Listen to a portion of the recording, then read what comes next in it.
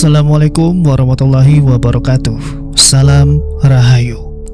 Halo Sobat Horor, selamat datang kembali bersama saya Ian di channel Senja Pahing, tempat dimana yang menyajikan kisah-kisah gelap dari balik bayangan diceritakan kembali.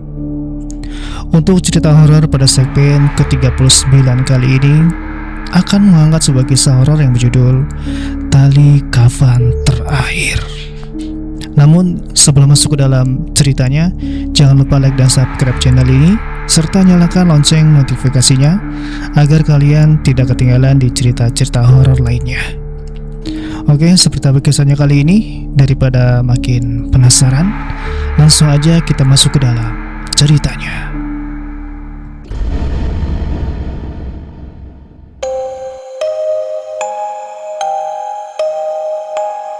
Kematian di desa-desa terpencil bukanlah sekedar berhentinya detak jantung.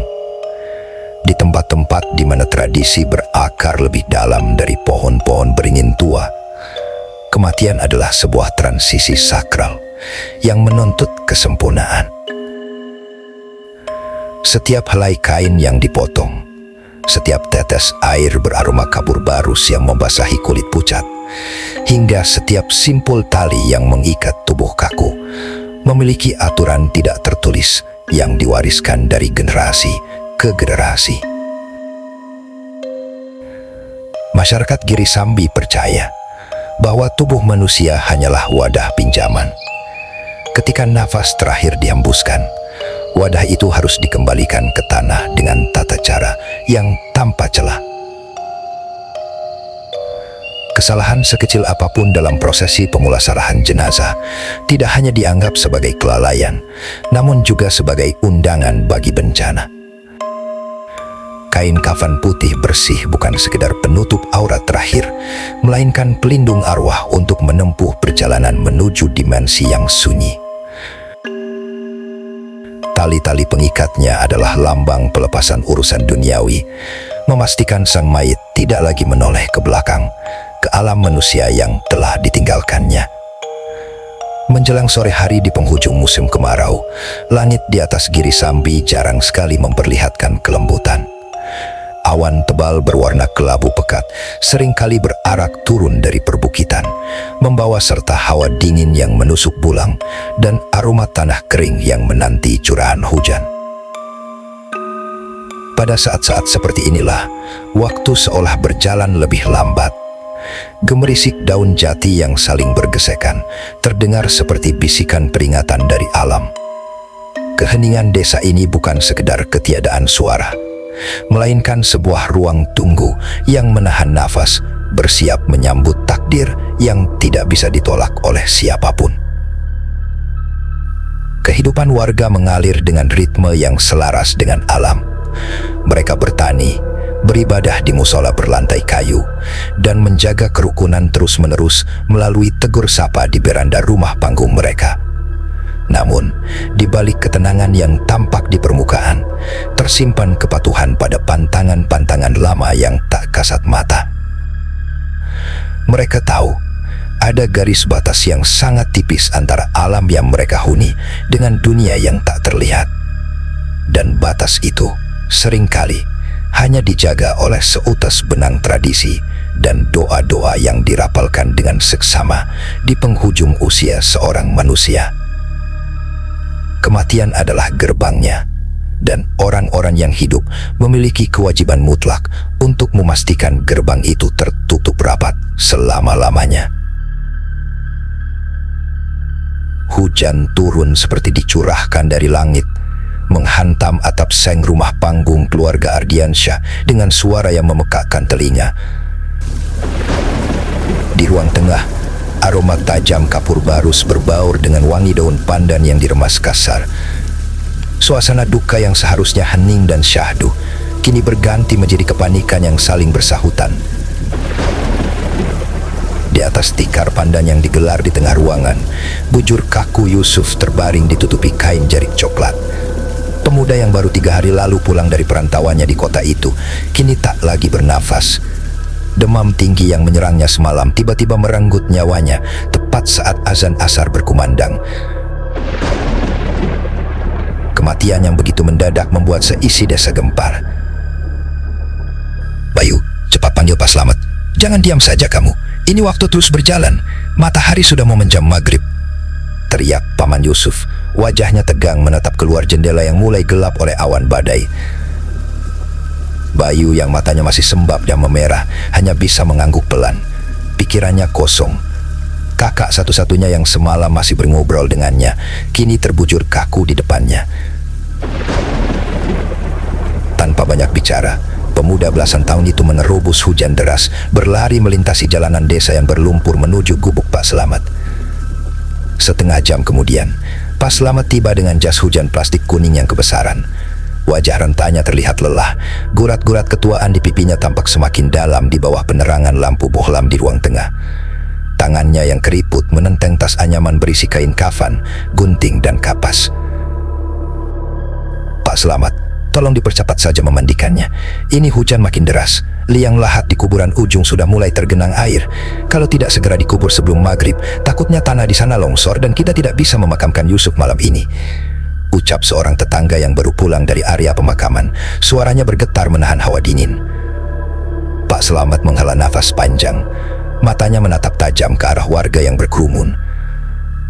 Urusan orang meninggal itu tidak bisa diburu-buru, bapak-bapak. Ada aturannya. Harus bersih, harus suci. Apalagi ini kematian mendadak. Kita harus pastikan semuanya tuntas sebelum dia menghadap Sang Pencipta. Sahut Pak Slamet dengan nada berat yang khas. Suaranya pelan, tapi cukup untuk membuat ruang tengah seketika senyap. Namun tekanan dari warga dan keluarga tidak mereda. Paman Yusuf melangkah maju, wajahnya memelas sekaligus mendesak. Tolonglah Pak Slamet, kasihan Yusuf. Orang tua dulu bilang jenazah itu tidak baik kalau ditunda-tunda masuk tanah. Tolong disegerakan saja, yang penting syarat sahnya terpenuhi. Melihat kepanikan yang merajalela, ditambah bayangan badai yang tak kunjung reda, Pak Slamet akhirnya mengalah.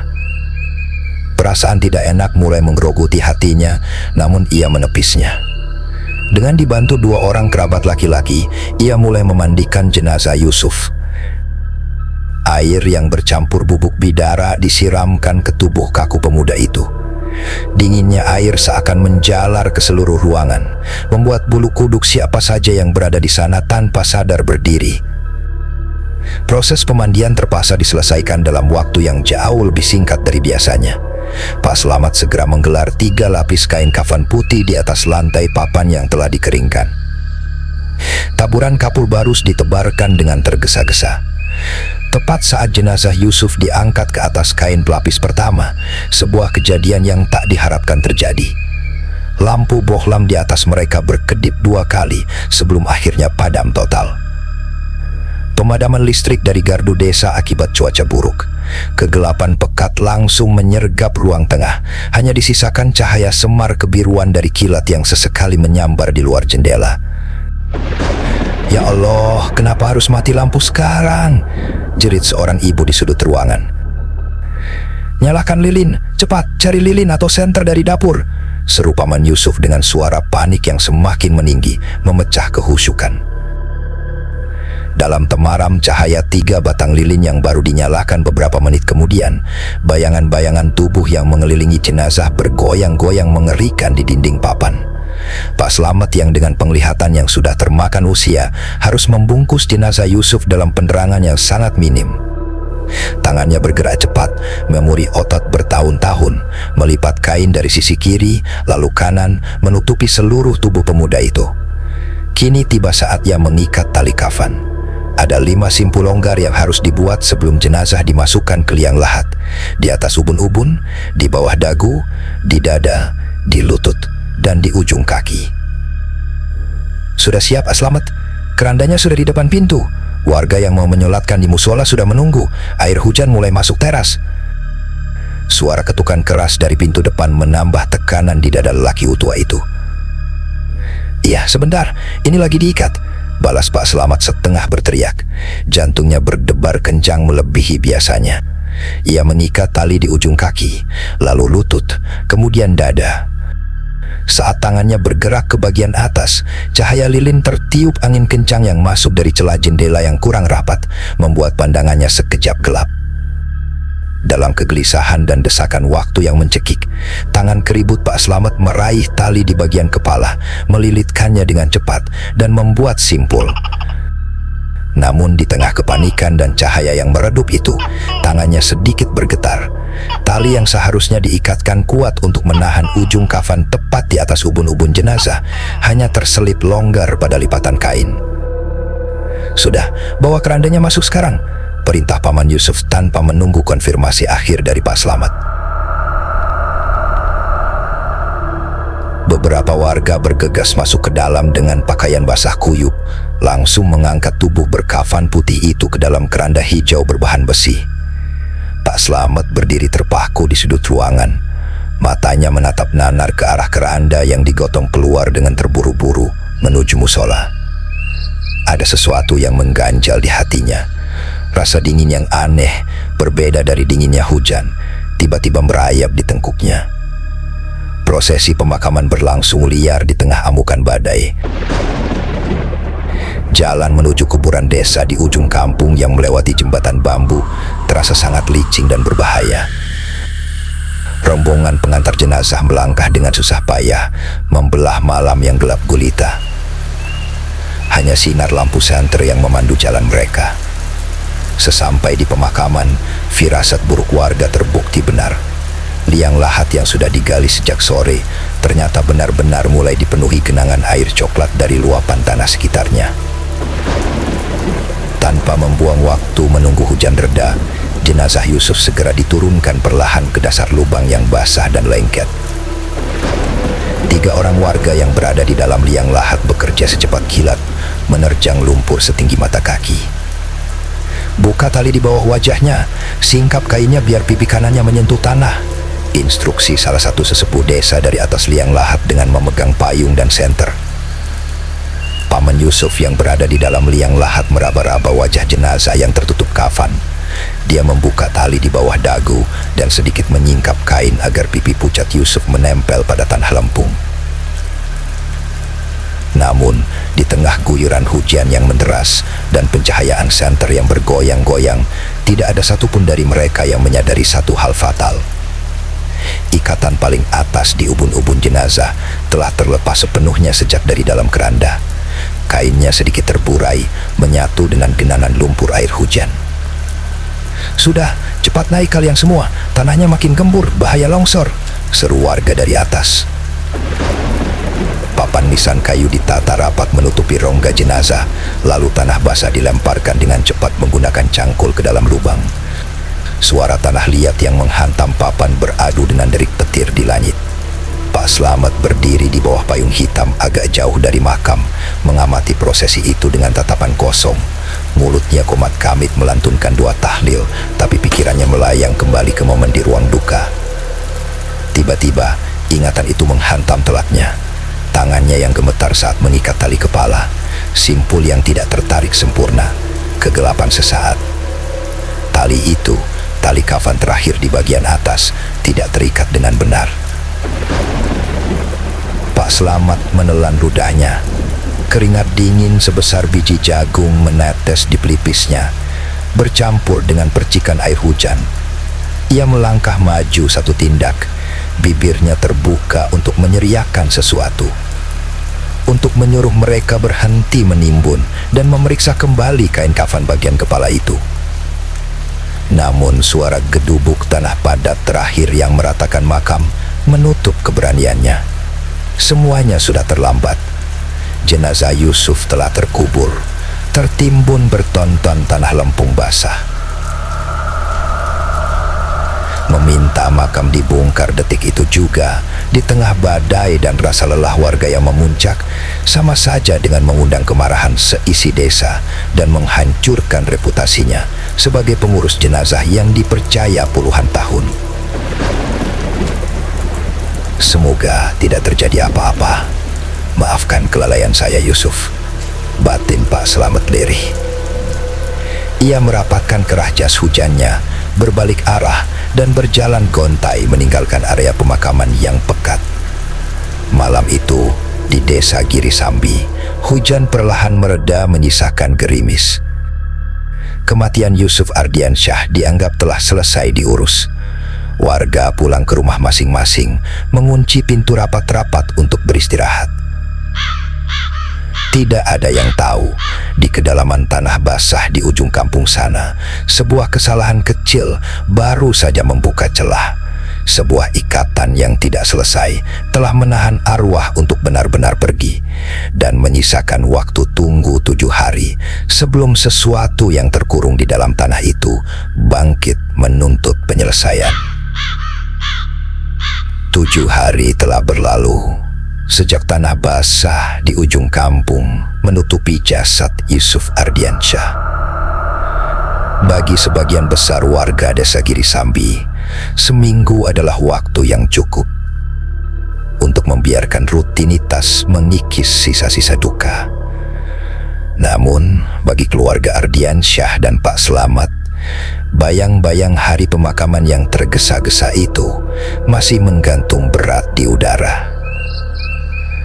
Malam ketujuh sering dianggap sebagai malam paling krusial dalam tradisi setempat.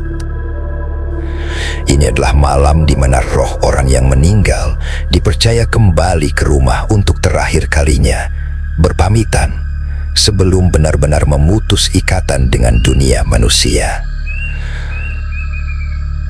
Di rumah keluarga Ardiansyah, suasana hening dan suram terasa sangat kental. Ayah dan paman Yusuf sudah tertidur pulas setelah kelelahan menggelar tahlilan sederhana bersama beberapa tetangga dekat. Hanya Bayu yang masih terjaga di kamarnya, berbaring menatap langit-langit papan yang berlubang di beberapa bagian. Kamar Bayu bersebelahan langsung dengan kamar mendiang kakaknya, dipisahkan oleh dinding anyaman bambu yang sudah mulai rapuh. Dia tidak bisa tidur. Udara malam itu terasa lebih dingin dari biasanya, menembus selimut tipis yang melilit tubuhnya. Jam dinding di ruang tengah berdentang menunjukkan pukul 12 malam. Tiba-tiba, suara gesekan lembut terdengar dari balik dinding.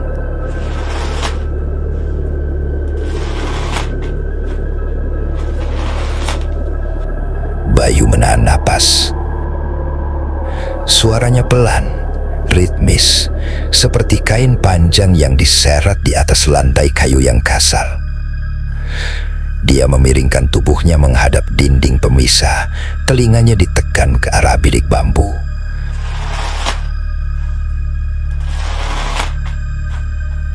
Jantung pemuda itu mulai berdetak lebih cepat.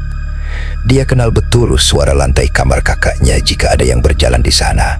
Biasanya terdengar derit kayu yang diinjak. Tapi kali ini tidak ada suara langkah kaki. Hanya bunyi gesekan kain yang seolah bergerak memutari ruangan kecil itu. "Siapa di situ?" bisik Bayu, lebih kepada dirinya sendiri. Suaranya tercekak di tenggorokan. Hening seketika, gesekan itu berhenti. Bayu menghela napas lega, meyakinkan dirinya bahwa itu mungkin hanya suara tikus got yang sering berkeliaran di bawah rumah panggung. Dia menutup mata, mencoba memaksa dirinya untuk tidur. Namun saat matanya baru saja terpejam, hidungnya mencium sesuatu yang asing. Bau kapur barus. Aroma tajam yang sangat identik dengan kain kafan dan kematian itu perlahan menyusup masuk melalui celah-celah dinding bambu. Bukan kapur barus biasa, melainkan bau yang apek bercampur dengan aroma tanah basah dan lumpur. Bau yang persis sama dengan udara di pemakaman saat hujan deras seminggu yang lalu. Bulu kuduk Bayu seketika meremang. Ia duduk perlahan di tepi tempat tidurnya. Pandangannya tertuju pada pintu kamarnya yang sedikit terbuka. Di luar, ruang tengah gelap gulita. Dengan tangan gemetar, ia meraih senter kecil dari laci meja belajarnya, menyalakannya, dan melangkah keluar kamar dengan hati-hati. Langkah kaki Bayu nyaris tak bersuara saat ia berjalan mendekati kamar Yusuf. Pintu kayu kamar itu tertutup rapat, tapi dari celah bawah pintu, ia bisa merasakan embusan udara yang amat dingin. Ia menempelkan telinganya ke daun pintu. Kali ini, bukan hanya suara gesekan kain yang ia dengar. Ada suara napas yang berat dan serak.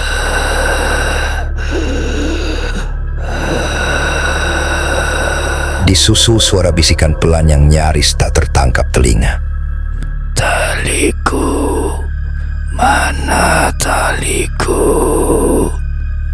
Mata Bayu terbelalak besar. Senter di tangannya bergetar hebat. Itu suara kakaknya Yusuf, tapi dengan nada yang parau dan mendesis, seolah suaranya dipaksa keluar dari tenggorokan yang dipenuhi tanah liat. Tanpa berpikir panjang, Bayu memutar knop pintu dan mendorongnya dengan kuat. Pintu bercerit keras membuka. Cahaya senternya menyapu seluruh sudut kamar kosong itu.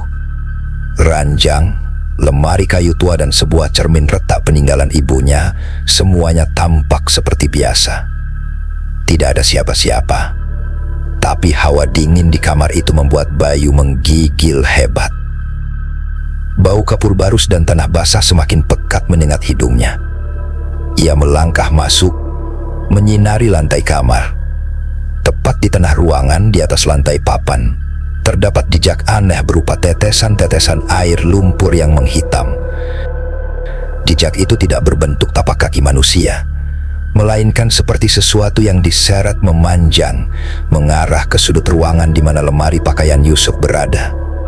Tiba-tiba, suara dentuman keras terdengar dari atap rumah, disusul laungan anjing liar di jauhan yang membuat suasana malam semakin mencekam.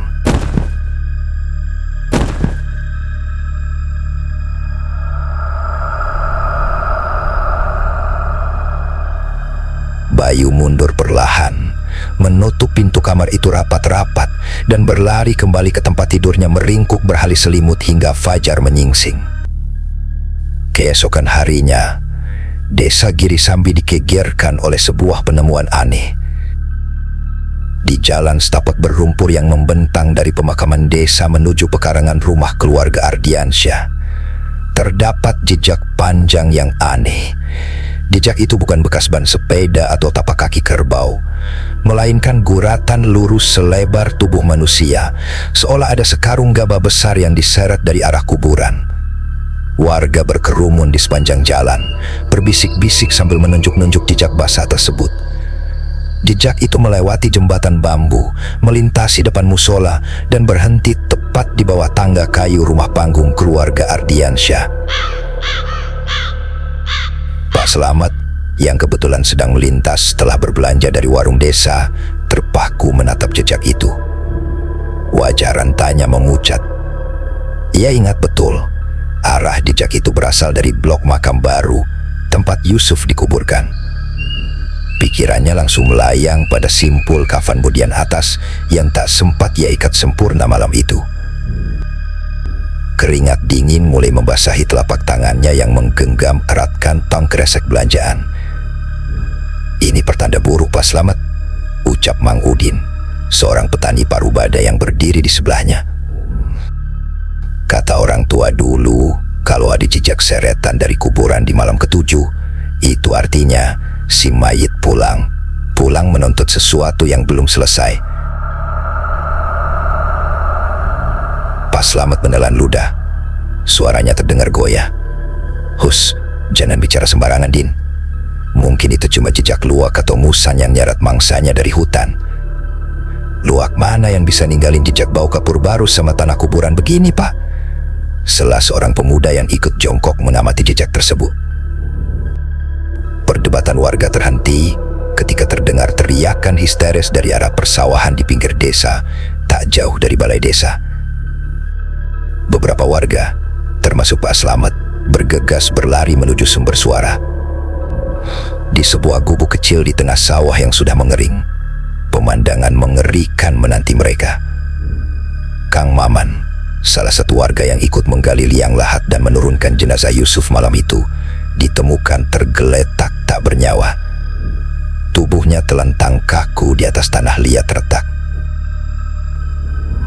Wajah Kang Maman berwarna kebiruan, dengan kedua mata melotot lebar dan mulut ternangah, seolah ia melihat pemandangan yang sangat mengerikan sebelum nyawanya melayang. Namun yang paling membuat warga bergidik ngeri adalah lehernya. Di sekeliling leher Kang Maman terdapat luka memar melingkar yang aneh, seolah lehernya baru saja dijerat dengan sangat kuat, bukan oleh tali tambang atau kawat, melainkan oleh sesuatu yang permukaannya lebar dan kasar.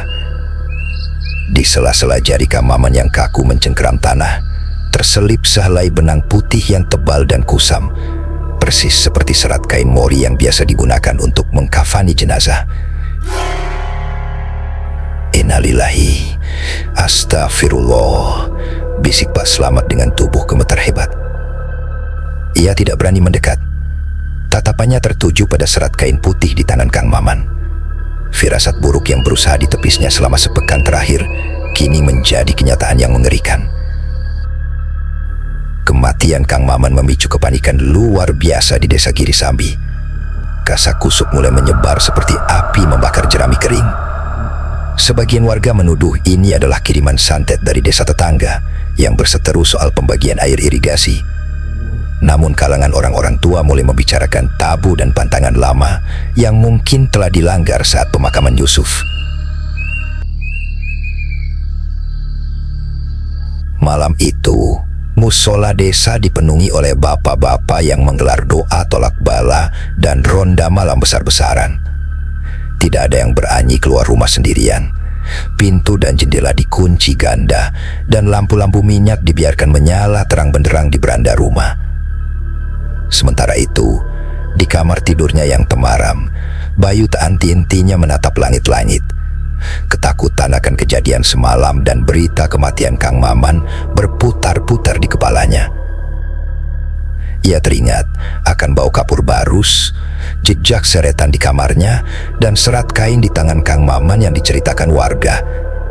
Sebuah pertanyaan mulai mengganggu pikirannya. Jika benar kakaknya kembali, apa yang ia cari, dan mengapa arwahnya begitu marah hingga memakan korban? Didorong oleh rasa penasaran dan ketakutan yang tak tertahankan, Bayu memutuskan bahwa ia harus mencari jawaban. Ia teringat satu-satunya orang yang paling mengetahui segala detail tentang kematian kakaknya, orang yang mengurus jenazah dari awal hingga akhir. Diam-diam, Bayu menyelinap keluar lewat pintu belakang rumahnya, menembus kegelapan malam dengan berbekal santer kecil.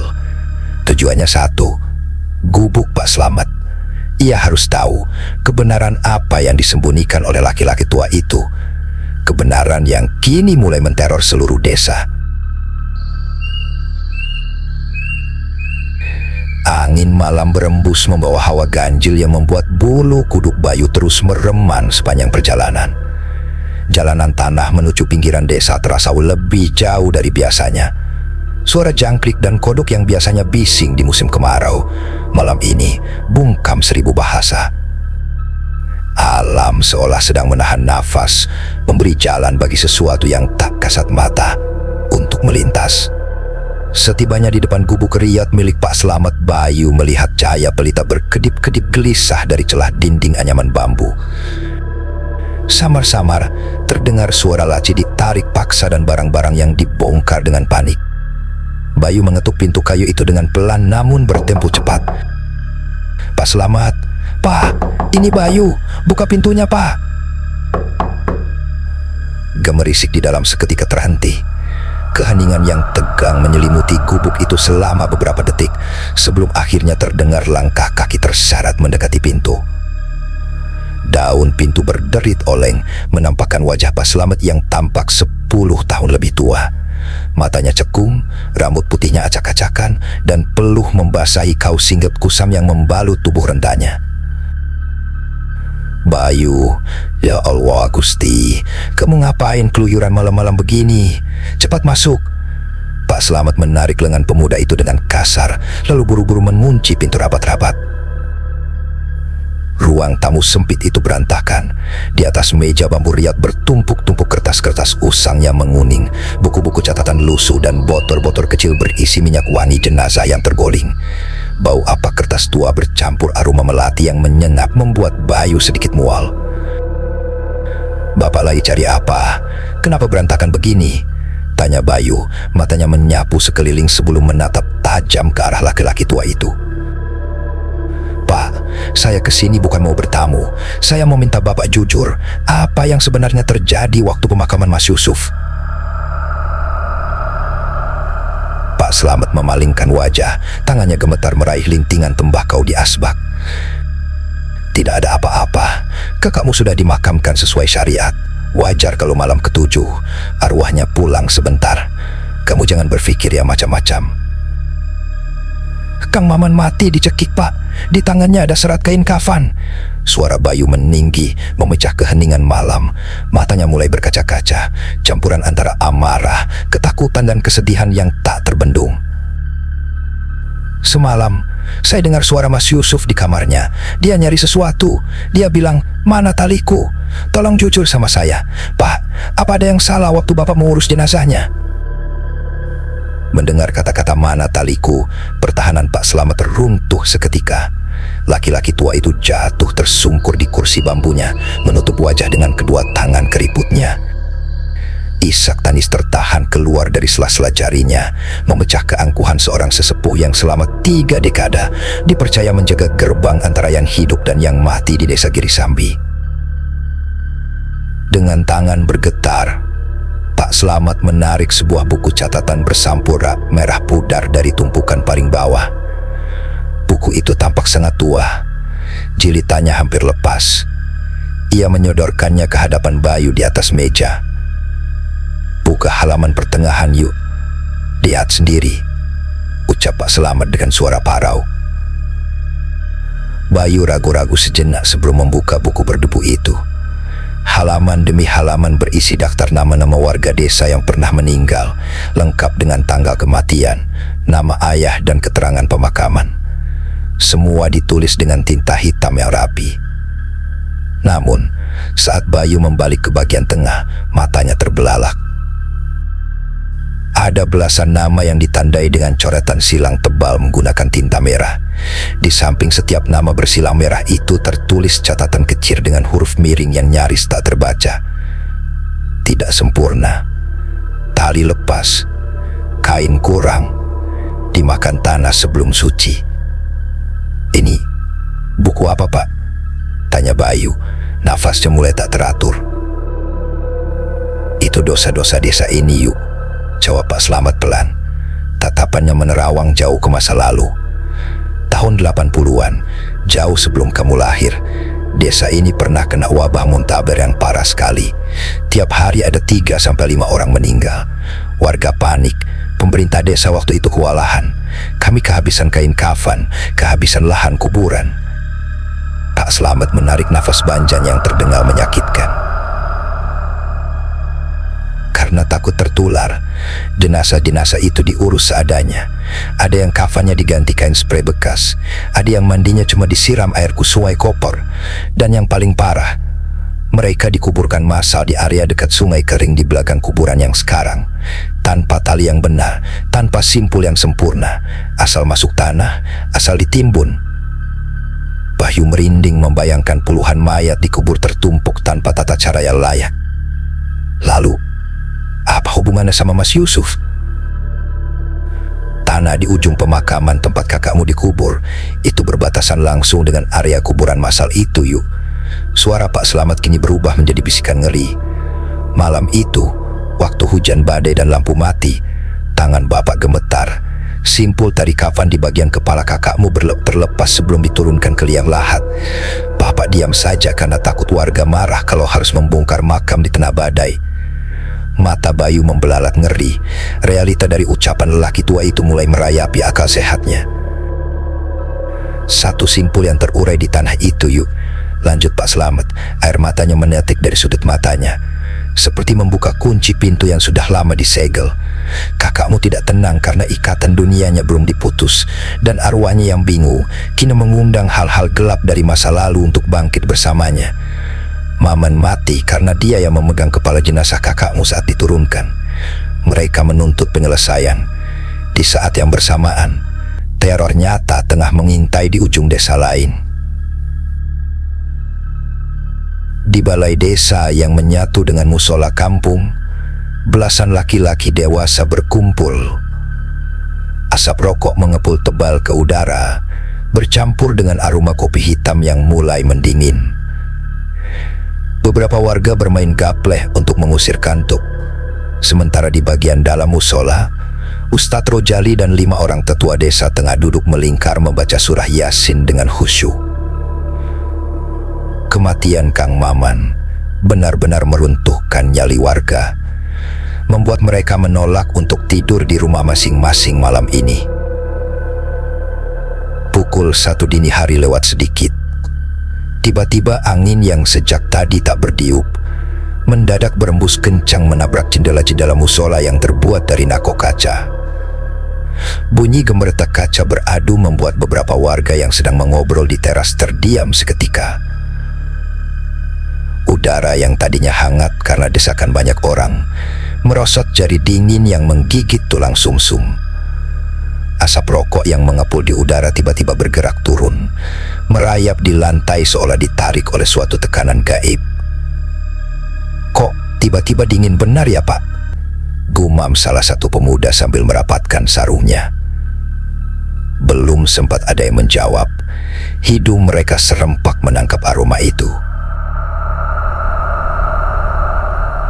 Bau kapur barus tua campur bau lumpur got yang amis dan anyir, sangat pekat, sehingga membuat beberapa orang terbatuk-batuk menahan mual. Lantunan ayat suci dari dalam musola perlahan memelan sebelum airnya berhenti total. Ustadz Rojali yang duduk bersila di atas sajadah membuka matanya perlahan.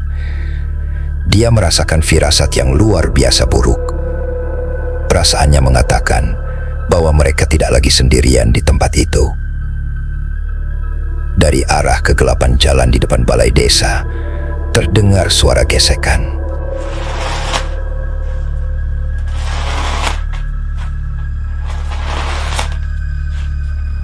Suara kain tebal bercampur lumpur yang diseret pelan di atas aspal dan kerikil. Ritmenya lambat tapi konstan, mendekat ke arah balai desa. Warga yang berada di teras mulai berdiri, saling berpandangan dengan wajah pias. Tangan mereka meraba-raba mencari apa saja yang bisa dijadikan senjata, sebatang kayu, celurit, hingga batu bara. "Siapa di sana?" teriak salah satu ronda dengan suara bergetar, mengarahkan lampu senternya yang kekuningan ke arah kegelapan jalan. Cahaya senter itu membelah pekatnya malam, dan apa yang tertangkap di ujung sorotannya membuat darah setiap laki-laki di teras itu seolah berhenti mengalir. Di batas cahaya lampu jalan desa yang remang-remang, berdiri sesosok tubuh yang menjulang tinggi, kaku tak bergerak. Sosok itu terbungkus kain kafan yang sudah tidak lagi berwarna putih, melainkan coklat kehitaman, akibat lumuran lumpur basah. Namun yang membuat pemandangan itu terasa begitu mengerikan hingga mencabut kewarasan adalah bagian kepalanya. Tali pengikat di atas ubun-ubun sosok itu terlepas. Ujung kain kafannya terburai jatuh menutupi separuh wajahnya. Dari sela-sela kain yang menganga itu, terlihat kulit wajah yang pucat pasi membengkak, dengan mata yang terbuka lebar memandang kosong ke arah jemaah. Tanah liat menetes perlahan dari lipatan kainnya, jatuh ke atas paving blok halaman musola.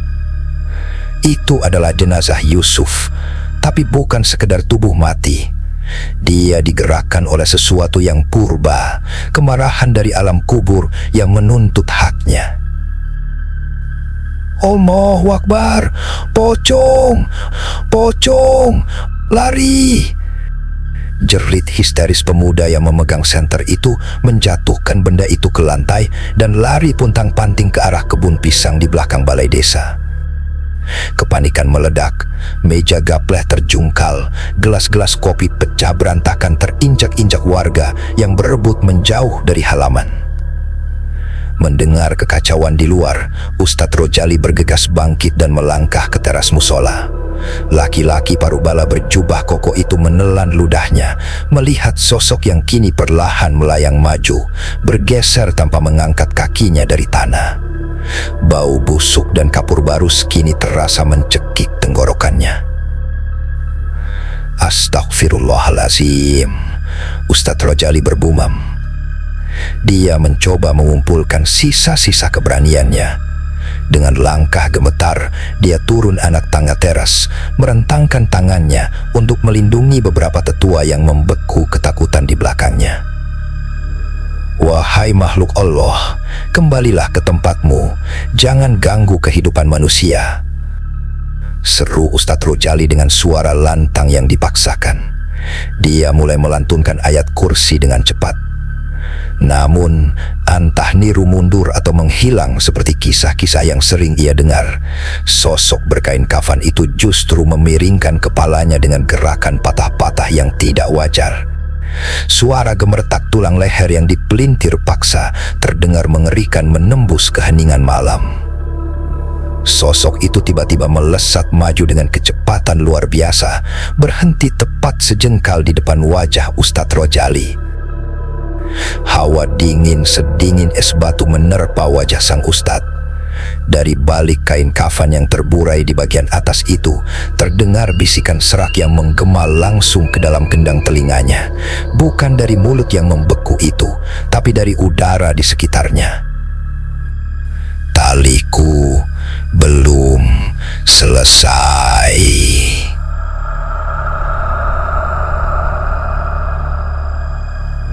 Ustadz Rojali mundur terhuyung-huyung, kehilangan keseimbangan hingga jatuh terduduk di anak tangga. Mulutnya terkunci rapat. Ayat-ayat yang tadi dirapalkannya buyar seketika, digantikan oleh teror primitif yang menguasai jiwanya. Sosok berkain kafan itu perlahan mengangkat satu lengannya yang terbungkus kain kotor dari balik balutan dada. Ada juntayan serat tali kafan tebal di ujung lengannya. Dia bersiap mengalungkan ikatan itu, seolah mencari siapa saja yang bisa menggantikan tali kepalanya yang hilang, membungkus nafas mereka dalam kegelapan yang sama. Malam itu, warga Giri Sambi menyadari satu kenyataan pahit. Doa-doa biasa tidak akan mampu mengusir kutukan yang lahir dari dosa mereka sendiri. Kepanikan di balai desa malam itu berakhir dengan kebungkaman yang mencekam. Menjelang subuh, kabut tebal turun menyelimuti desa Giri Sambi, menelan rubah-rubah panggung dalam rupa siluet pucat. Tidak ada suara ayam kokok. Tidak ada warga yang berani keluar sekedar untuk menyapu pekarangan.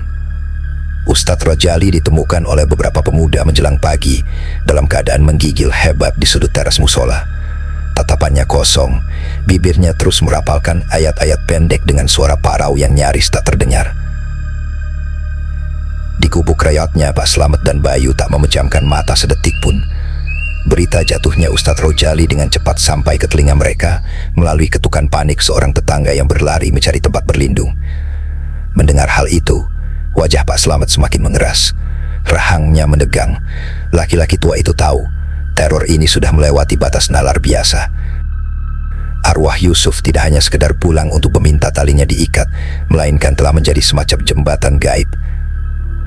Kita tidak bisa diam saja, yuk, ucap Pak Slamet memecah keingingan yang menyesakkan dada. Ia berdiri, mengambil sebilah golok panjang bersarung kayu dari dinding, lalu menyelipkan sebuah senter besar ke dalam tas anyamannya. Buku merah usang itu ia peluk erat di dadanya. Kita mau kemana, Pak? Di luar bahaya.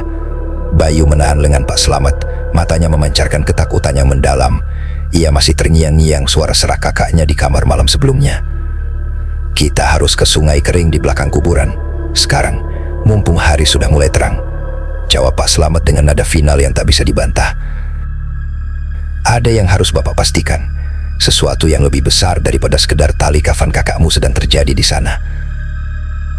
Bayu menelan ludah kasar, namun ia mengangguk. Keduanya melangkah keluar, membelah kabut pagi yang terasa lengkit dan membawa aroma busuk samar di udara. Perjalanan menuju area pemakaman di ujung desa terasa seperti berjalan menuju ujung dunia. Jembatan bambu berderit pelan saat mereka melintasinya. Alih-alih masuk ke gerbang utama kuburan, Pak Slamet membelokkan langkahnya, menuruni jalan setapak sempit yang ditumbuhi ilalang setinggi dada, mengarah ke area belakang. Setelah berjalan sekitar 15 menit menembus semak belukar, mereka tiba di tepi sebuah ceruk tanah luas yang memanjang.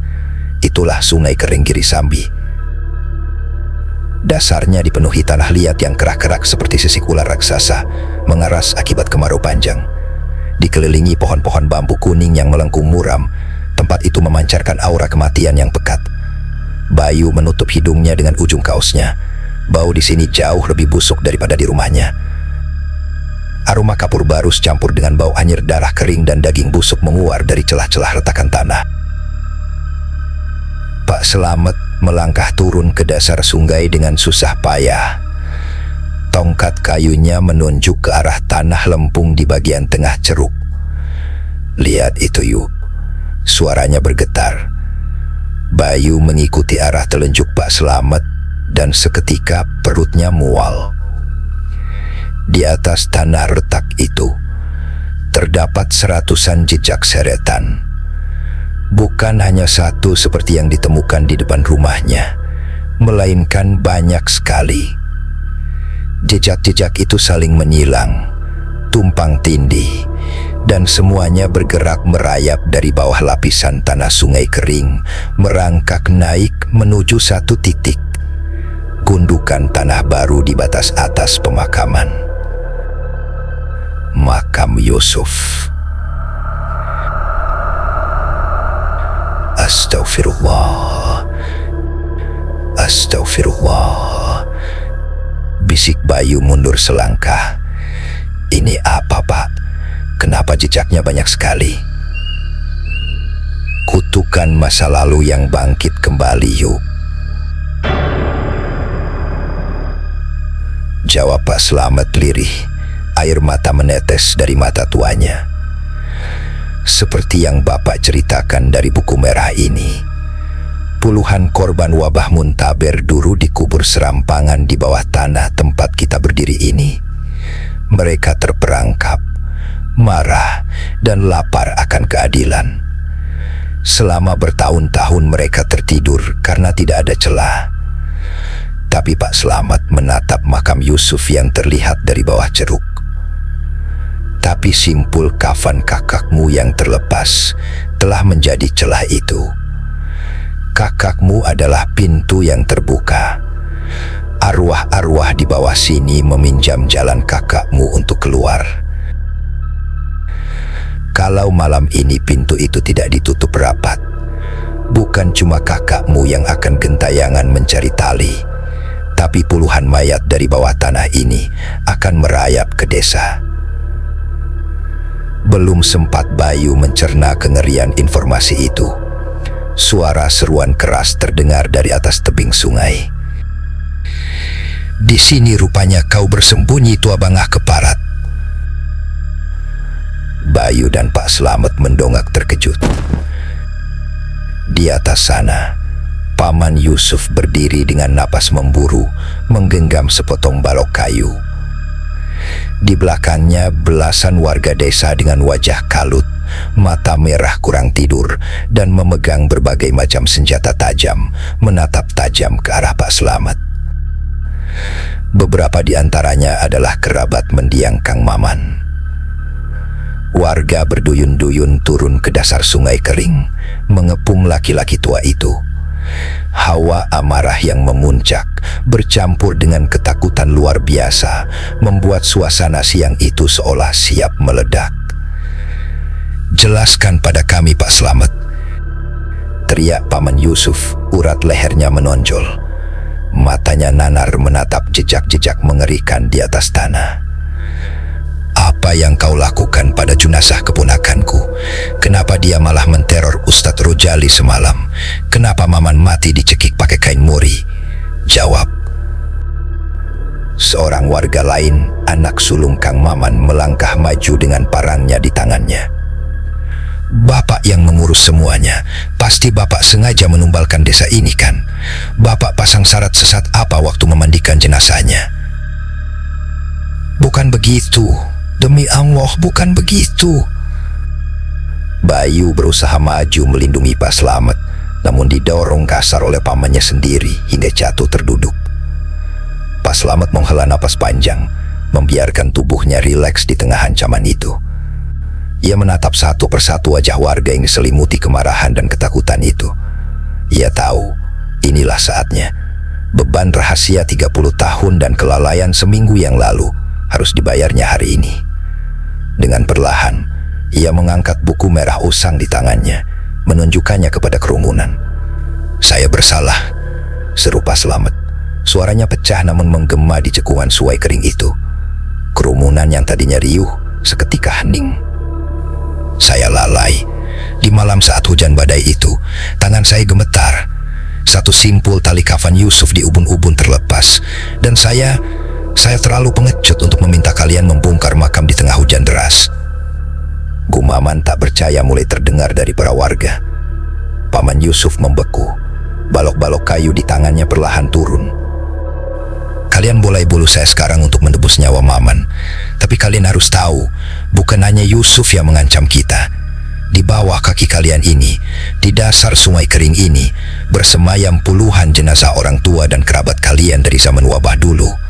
Jenazah-jenazah yang dikubur tanpa kain yang cukup, tanpa doa yang tuntas." Pak Slamet melempar buku merah itu ke tengah-tengah kerumunan.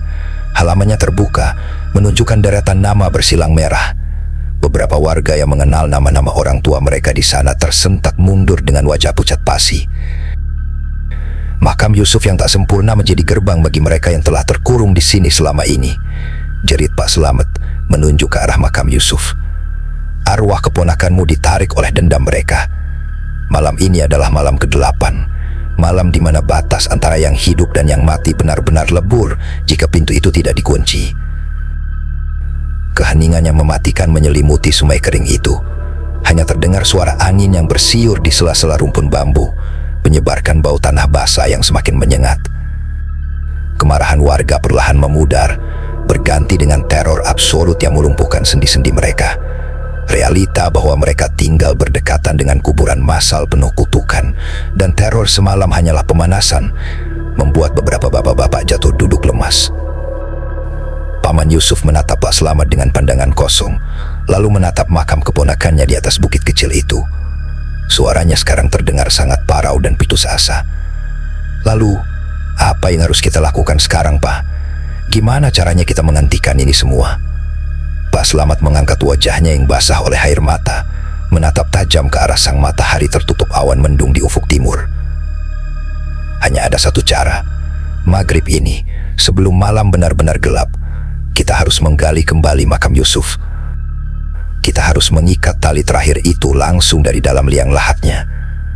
Angin berhembus kembali, membawa suara gesekan kain samar dari kedalaman tanah di bawah kaki mereka. Seolah-olah mereka yang di bawah sana sedang bersiap menyambut kedatangan para penantang hidup di malam puncak nanti. Semburat merah darah membelah langit barat desa Giri Sambi, menandakan maghrib yang sebentar lagi turun mencekik cahaya. Suasana di sekitar area pemakaman tak lagi sekedar sunyi, melainkan mati. Udara terasa begitu padat dan berat, seolah setiap tarikan napas harus dilakukan dengan susah payah. Di batas antara kuburan baru dan tebing sungai kering, Ustadz Rojali, Pak Slamet, Paman Yusuf, dan 5 orang pemuda desa berdiri mematung membawa cangkul, linggis, dan lampu badai.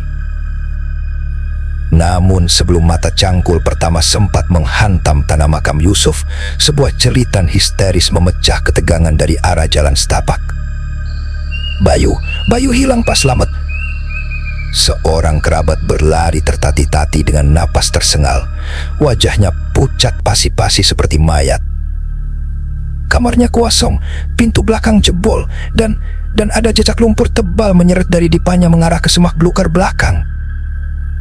Darah Pak Slamet seolah menguap dari tubuhnya. Firasatnya terbukti. Makhluk dari dasar bumi itu tidak hanya menginginkan talinya diikat, tapi mereka sudah mulai mengejar pengganti. "Bagi 2 kelompok," seru Ustadz Rojali dengan suara bergetar namun tegas. "Kalian bapak-bapak, temani saya bongkar makam Yusuf sekarang. Paman, Pak Slamet, cari Bayu ke arah Sungai Kering. Waktu kita hanya sampai azan Isya sebelum batas alam ini benar-benar terbuka." Tanpa membuang detik yang berharga, Pak Slamet dan Paman Yusuf menerjang semak belukar setinggi dada, meluncur deras turun kembali ke dasar Sungai Kering yang kini mulai diselimuti kegelapan malam. Senter di tangan Paman Yusuf menyorat liar, membelah kabut tipis yang merayap naik dari retakan tanah. Hawa dingin di dasar cekungan itu menusuk tulang. Bau anyir darah busuk dan kapur barus menyumbat rongga napas. Dan di sanalah mereka menemukannya. Tepat di tengah hamparan tanah retak, di atas pusaran jejak-jejak seretan yang tumpang tindih, tubuh Bayu terbaring kaku. Setengah badannya dari perut ke bawah sudah melesak ke dalam lumpur basah yang anehnya muncul di tengah tanah kemarau itu, seolah bumi sedang menelannya hidup-hidup. Pemuda itu tidak sadarkan diri. Matanya memutih dan di lehernya melilit seutas kain kafan kotor yang ujungnya menjulur ke dalam retakan tanah, ditarik perlahan oleh sesuatu dari dalam sana. "Astagfirullah, Bayu!" jerit pamannya. Ia melompat, menerjang lumpur hisap itu dan menarik pundak keponakannya sekuat tenaga. Namun tubuh Bayu terasa seberat batu karang. Pak Slamet segera menyusul, mencabut golok dari pinggangnya, lalu menebas kain kafan kotor yang melilit leher Bayu hingga putus. Bunyi jeritan tertahan, seperti jutaan mulut yang mendesis kecewa, bergema dari dalam rongga bumi di bawah kaki mereka. Dengan susah payah, mereka berhasil menyeret Bayu ke tepian sungai yang padat. Pemuda itu batuk hebat, memuntahkan air lumpur berbau busuk dari paru-parunya. Ia selamat, namun tatapannya kosong, tergoncang oleh trauma yang tak terimajinasikan. "Bawa dia naik, Man, cepat," perintah Pak Slamet. Nafasnya memburu. "Bapak harus kembali ke atas. Kuburan Yusuf harus segera dibuka." Di atas bukit kecil pemakaman, suara hantaman cangkul terdengar bertalu-talu. Tanah lempung basah beterbangan diterpa cahaya lampu badai yang bergoyang-goyang ditiup angin kencang. Ustadz Rojali tak henti-hentinya melantunkan azan dan ayat suci, berusaha menahan tekanan gaib yang membuat para penggali beberapa kali terpelenting tanpa sebab. Akhirnya, mata cangkul membentur papan kayu nisan di dasar lubang. Bunyi tuk yang keras menghentikan gerakan semua orang. "Sudah sampai, angkat papannya pelan-pelan," teriak salah seorang pemuda dari dalam liang lahat. Pak Slamet tiba tepat di bibir makam. Wajahnya dipenuhi keringat dan lumpur. Tanpa beragu-ragu, meskipun persendian tuanya menjerit kesakitan, ia melompat masuk ke dalam liang lahat sedalam hampir 2 meter. Hawa di dalam sana luar biasa dingin, sedingin balok es. 2 pemuda membantu mengangkat papan kayu penutup beramai-ramai. Saat rongga itu terbuka, bau busuk yang sangat pekat meledak ke udara, membuat salah satu pemuda langsung muntah di tempat. Di bawah cahaya senter yang remang-remang, jasad Yusuf terbujur kaku. Namun pemandangannya membuat darah semua orang membeku. Wajah jenazah itu tidak lagi menghadap ke kiblat. Kepalanya menoleh lurus ke atas dengan sepasang mata putih keruh yang terbelalak menatap tepat ke arah Pak Slamet. Kain kafan di bagian kepalanya telah terurai sepenuhnya, memperlihatkan rahang yang menganga kaku. Dan di sela-sela gigi mayat itu penuh sesak dengan tanah liat hitam. Suara gesekan kain, srek, srek, kembali terdengar. Kali ini bukan dari luar, melainkan dari balik dinding-dinding tanah di dalam liang lahat itu sendiri. Sesuatu beringsut mendekat dari arah sungai kering, mencoba masuk menembus tanah kuburan Yusuf. "Cepat Pak Slamet, mereka datang!" teriak Ustadz Rojali dari atas. Suaranya nyaris tenggelam oleh deru angin malam yang mendadak mengamuk. Dahan-dahan Kamboja patah berguguran. Tangan keriput Pak Slamet gemetar hebat. Ia berlutut di samping jasad Yusuf. Sambil menangis terseduh-seduh meratapi kelalaiannya, ia meraih kedua ujung kain kafan di ubun-ubun pemuda itu. Tepat saat kulit tangannya bersentuhan dengan kain kotor itu, liang lahat berguncang hebat. Segumpal tangan berlumpur pucat dengan kuku-kuku hitam membusuk tiba-tiba menjebol dinding tanah tepat di sebelah kepala Yusuf, mencengkeram kuat pergelangan tangan Pak Slamet. Rasa dingin yang mematikan menjalar cepat ke lengannya. "Lepaskan, ini bukan hak kalian!" raung Pak Slamet. Urat-urat di wajah tuanya menonjol. Dengan sisa-sisa tenaga terakhir dan keputusasaan seorang pendosa yang mencari tebusan, ia menarik paksa kain itu, melilitkannya dengan cepat dan mengikat ujungnya dengan sebuah simpul mati yang sangat kuat. Tet. Simpul itu mengunci. Dalam sekejap mata, tangan berlumpur yang mencengkeram pergelangan Pak Slamet hancur menjadi debu tanah kering. Angin ribut yang mengamuk di atas pemakaman terhenti seketika, digantikan oleh keheningan malam yang sunyi senyap. Suara desisan dan gesekan kain dari bawah tanah lenyap tak bersisa. Ustadz Rojali menghela nafas panjang, bersujud syukur di atas tanah kuburan. Pak Slamet terkulai lemas di dalam liang lahat, memeluk tubuhnya sendiri yang menggigil hebat, sementara air matanya tak berhenti mengalir, membasahi kain kafan yang kini telah terikat penuh.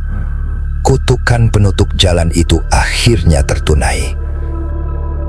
3 hari berlalu sejak malam mengerikan tersebut. Desa Girisambi perlahan kembali menemukan nafasnya. Tidak lagi ada bau kapur barus yang menguap di tengah malam. Tidak lagi ada suara kain diseret. Pak Slamet memutuskan untuk menggantung peralatan pemulasaraannya untuk selama-lamanya. Di halaman belakang gubuknya, ia membuat perapian kecil. Dengan tangan gemetar, ia melemparkan buku catatan bersampul merah pudar itu ke dalam jelitan api. Kertas-kertas usang itu melepuh, menghitam, dan akhirnya hancur menjadi abu yang diterbangkan angin sore. Ia berharap bersamaan dengan musnahnya buku itu, segala rahasia kelam masa lalu desa juga ikut terkubur. Namun, di alam yang tak kasat mata, aturan mainnya tidak pernah sesederhana itu. Malam itu, di rumah keluarga Ardiansyah, Bayu sedang duduk melamun di tepi tempat tidurnya. Trauma masih membekas jelas di lingkar matanya yang menghitam. Saat ia menunduk untuk mengambil sandal jepit di bawah ranjang, jari-jarinya menyentuh sesuatu yang kasar. Bayu menarik benda itu, nafasnya terhenti seketika. Di telapak tangannya terletak seutas tali dari rajutan benang mori yang tebal, bernoda tanah lempung kering dan terpotong di salah satu ujungnya, persis seperti tali kafan yang digorot Pak Slamet dari lehernya malam itu. Jauh di pinggiran desa, di atas tumpukan abu sisa pembakaran di pekarangan Pak Slamet, angin malam bertiup pelan. Di antara serpihan hitam yang beterbangan, tersisa selembar halaman buku merah yang secara misterius tidak tersentuh api sedikit pun. Tinta hitam di atasnya masih terbaca sangat jelas, seolah baru saja ditulis oleh tangan yang dingin. Sebuah nama yang tak pernah disebut, tak pernah ada dalam ingatan warga desa, terpampang di sana tanpa tanda silang merah, seolah menunggu gilirannya. Sarijem binti Warto, 84, hilang tanpa kain, dikubur hidup-hidup. Dari kejauhan, hutan jati yang gelap, samar-samar terdengar kembali suara itu. Sangat pelan, namun pasti.